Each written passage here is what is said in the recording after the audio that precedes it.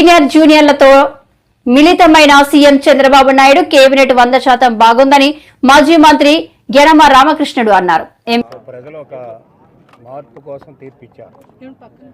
మార్పు ఏంటంటే కొత్తగా ప్రభుత్వం కానీ అదేవిధంగా పాలసీస్ కానీ సమాజంలో మార్పు కానీ ఇవన్నీ కావాలనేటువంటి తెప్పించారు.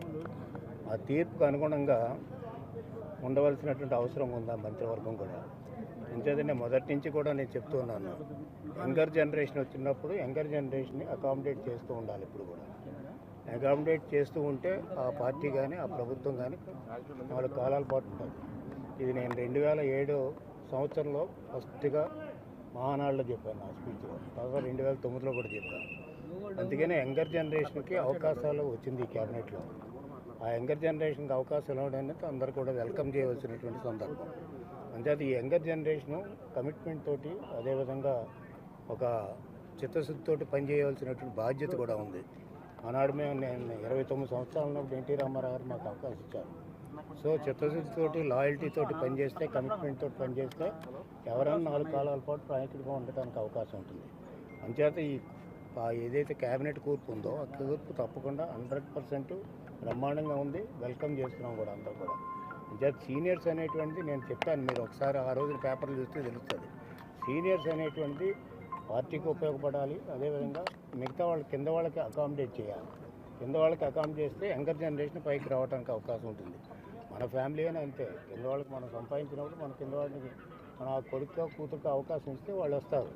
అంచేత ఏంటంటే ఎప్పటికప్పుడు పాత నీరు ప్రక్కలకు పోదు. ఎప్పుడు కూడా పాత నీరు కొత్త నీరు కలుస్తూనే ఉంటాయి. ఆ కలయిక అనేది ఎప్పుడు ఉంటుంది. ఈ కలయికే ఈ రాష్ట్రానికి ఉపయోగించుకోవడానికి ఉపయోగపడుతుంది. అంచేతే ఏదైతే క్యాబినెట్లో మోర్ దాన్ 50% యూత్కి ఇచ్చారో దాన్ని వెల్కమ్ ఆస్పెక్ట్ తప్ప మరొకటి కాదు. నేను ఇప్పుడే సీఎం గారితో కూడా మాట్లాడొచ్చాం కొన్ని విషయాలు, అవన్నీ కూడా త్వరలో అమలు చేస్తాం. ఎంచేతంటే మేము ప్రజలు మార్పు కోరుకున్నారు, మార్పు తగ్గట్టుగా మేము మార్పు చేస్తామని మేము హామీలు ఇచ్చాం.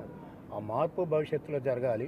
అదేవిధంగా ఒక క్యాబినెట్ కాకుండా మొత్తం పార్టీ యంత్రాంగం అంతా కూడా చిత్తశుద్ధితో పనిచేసి ఏదైతే ప్రజలు ఆశ పెట్టుకున్నారో రాష్ట్రానికి చేయవలసిన కార్యక్రమాలు ఇవన్నీ చేయవలసిందే. ప్రతి ఒక్కరు కూడా పార్టీలో ఉన్నటువంటి వాళ్ళు, అదేవిధంగా కూటమి యొక్క బాధ్యత.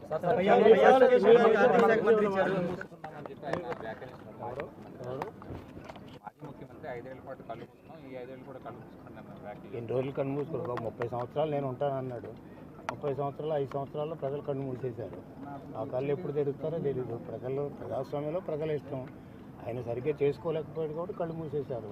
30 సంవత్సరాలు ఉంటానని గర్వం పడిపోయినటువంటి వ్యక్తి 5 సంవత్సరాలు ఎందుకు పోయాడు అంటే ఈ రాష్ట్రాన్ని ధ్వంసం చేశాడు కాబట్టి, రాష్ట్ర ప్రజలకు అన్యాయం చేశాడు కాబట్టి మార్పు కోరుకున్నారు.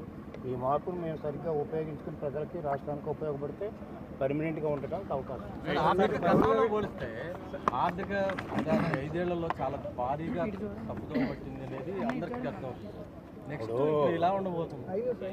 జగన్మోహన్ రెడ్డి 5 సంవత్సరాల్లో దాదాపు క్రైసిస్ క్రియేట్ చేశారు. ఎకానమీ క్రైసిస్ కాదు, ఫైనాన్షియల్ క్రైసిస్ కాదు, అదేవిధంగా అనేక రకాల డెవలప్మెంట్ లేకుండా చేశారు. చేత మెయిన్గా ఏంటంటే ఫైనాన్షియల్ క్రైసిస్ ఉంది ఇప్పుడు, అదేవిధంగా ఎకానమీ క్రైసిస్లో ఉంది.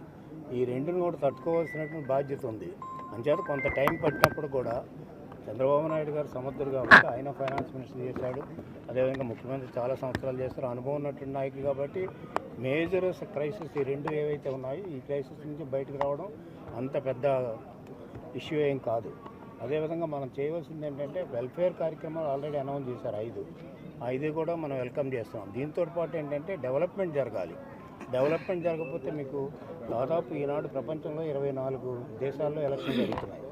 ఎప్పుడు కూడా ఎలక్షన్లో అన్ని విషయాలతో పాటు గవర్నెన్స్ కూడా ఒక ఇష్యూ అయింది. బ్యాడ్ గవర్నెన్స్, వర్స్ట్ గవర్నెన్స్ తిప్పికొట్టిన దేశాలు చాలా ఉన్నాయి. అదేవిధంగా ఈ రోజున ఏంటంటే మన రాష్ట్రంలో కూడా ఈ వరస్ట్ గవర్నెన్స్ తిప్పికొట్టి ఒక మంచి గవర్నమెంట్ రావాలని ఎన్నుకున్నప్పుడు ఆ మంచి గవర్నమెంట్ యొక్క బాధ్యత ఈ రాష్ట్రాన్ని బాగు చేసేటువంటి బాధ్యత, అదేవిధంగా రాష్ట్ర ప్రజలకు న్యాయం చేకూర్చేటువంటి బాధ్యత ఈ కొత్త ప్రభుత్వం మీద ఉంటుంది. కాబట్టి వీళ్ళంతా కూడా కష్టపడి పనిచేయాలి. అందులోకి అనుభవం కలిగినటువంటి నాయకుడు చంద్రబాబు నాయుడు గారు, ఆయన సారథ్యంలో తప్పకుండా ఈ రాష్ట్రానికి న్యాయం జరుగుతుంది. మొదటిసారి యనమల గారి క్యాబినెట్లో లేకపోవడం టీడీపీ ఆవిర్భావం తర్వాత మొదటిసారి యనమల గారిని ఏ పదవిలో చూడబోతున్నారు? It is not the question of Yanamala in the cabinet or not. ఏంటంటే రాష్ట్ర ప్రజలకు మేమంతా కూడా పార్టీలో ఉన్నాం, పార్టీ సీనియర్, రాష్ట్ర అభివృద్ధికి మేమంతా తోడ్పడతాం. అంటే పదవి ఉండాలి లేదనేది పదవి లేని చాలా మంది కష్టపడుతున్నారు.